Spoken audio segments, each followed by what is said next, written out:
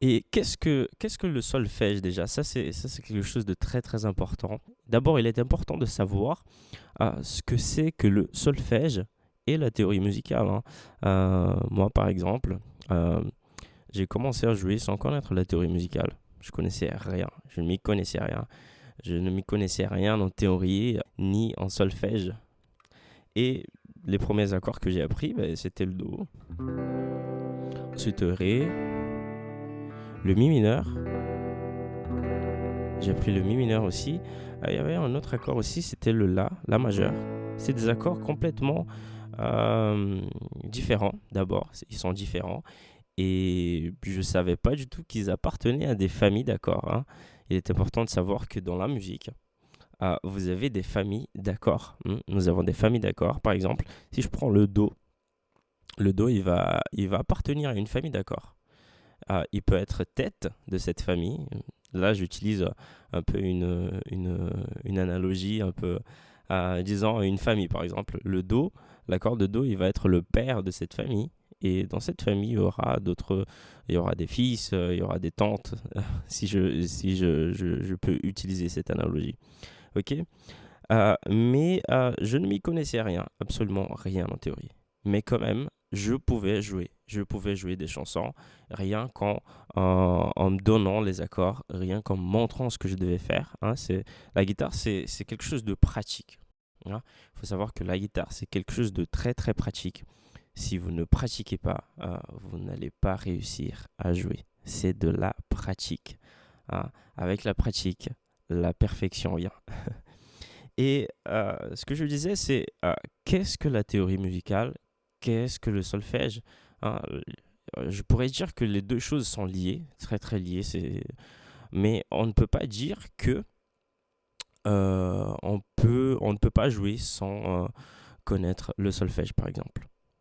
La théorie musicale, elle fait partie du processus d'apprentissage jusqu'à arriver à un niveau où vous pourrez comprendre un peu ce que vous faites, hein. Par exemple, si je prends le Do, rien qu'en faisant ce Do, je sais exactement tous les accords qui font partie de la famille de Do. Par exemple, vous allez voir que ça va sonner ça va sonner très harmonieux. Regardez.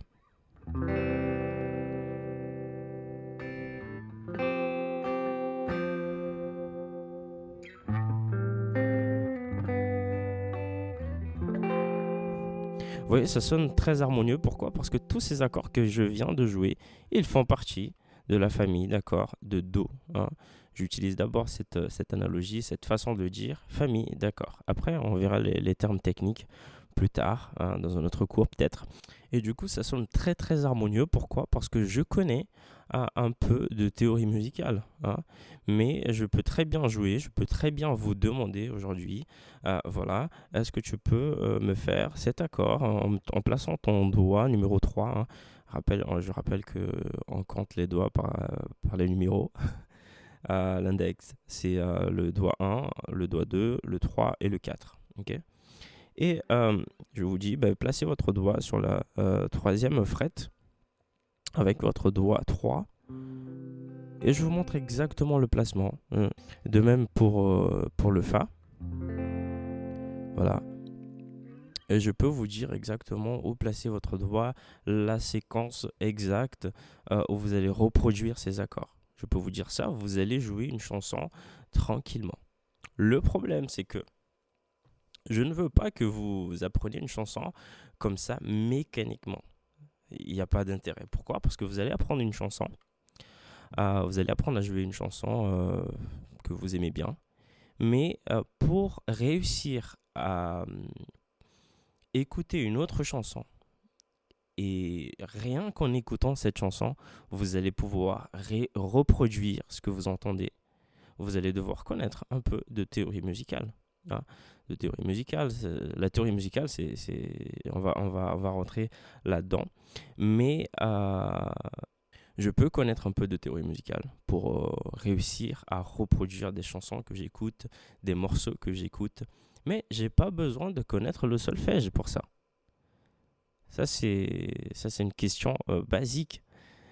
J'ai pas besoin de connaître le solfège pour ça. Euh, Et comment est-ce que je suis arrivé à cette conclusion? Ben, tout simplement, lorsque j'étais au conservatoire, et, je voulais apprendre des morceaux, je voulais apprendre des solos, etc. J'étais très très limité, hein. Il y a une gamme qu'on va voir, c'est la pentatonique. J'étais très limité dans cette gamme à l'époque. Et tout ce que je savais faire, c'était utiliser la pentatonique dans les différents accords, hein. C'est la gamme la plus facile. Enfin, pas facile, mais celle qui sonne bien. Lorsque vous êtes en train de jouer un morceau et vous utilisez cette pentatonique, ça va sonner harmonieux, ça va sonner bien. Regardez, si je prends par exemple l'accord de Do, ok, l'accord Do, je vais utiliser cette gamme très particulière.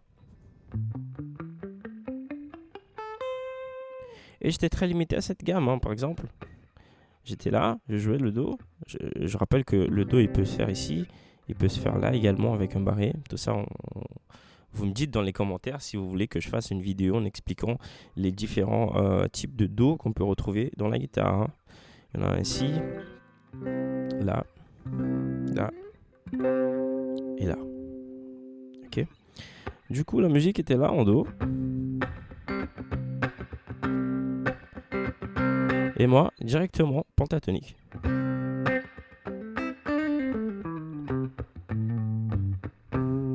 Directement, sans réfléchir. Et j'ai découvert qu'en réalité, au conservatoire, le prof m'a montré juste des enchaînements. Il m'a montré juste des enchaînements que je ne savais pas comment placer, je ne savais pas quelle technique utiliser, je ne savais pas. Et du coup, au lieu de me montrer toutes ces techniques, au lieu de me montrer comment faire, comment trouver des mélodies, comment créer des cellules rythmiques, au lieu de me montrer tout ça, le prof, c'était pas de sa faute, hein, il a suivi un programme, mais il m'a montré juste une grille, enfin pas une grille, il m'a montré une partition avec plusieurs notes que je devais apprendre par cœur. J'ai commencé à apprendre par cœur, mais au final, je me disais, elles sont les techniques, etc. Je n'ai pas envie de devenir un prof de solfège. C'était pas ce que je voulais, c'était pas du tout mon objectif, hein.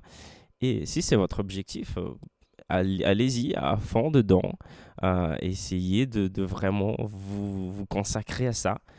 Mais en tout cas, à l'époque, et c'était pas mon objectif, hein. Tout ce que je voulais, c'était améliorer ma technique, trouver d'autres enchaînements plus intéressants, hein, par rapport au Do.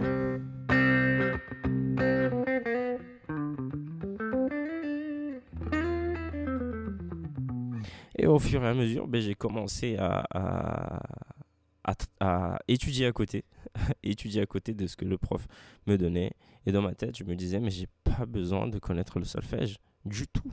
Pour jouer mes chansons préférées, pour jouer les solos que j'aime bien, j'ai pas du tout besoin de connaître le solfège. Sauf si mon objectif était de devenir un professeur de solfège, un professeur à la fac. Mais non, c'était pas mon objectif. Mon objectif, c'était d'apprendre un peu plus, à travailler les solos, de travailler ma technique, de travailler ma perception musicale. C'était ça mon objectif, hein.